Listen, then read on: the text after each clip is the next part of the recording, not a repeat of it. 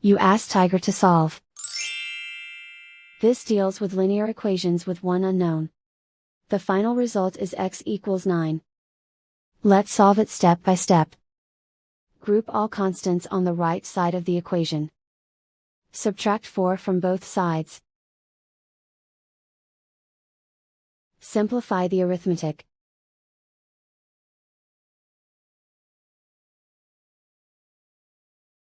Isolate the x.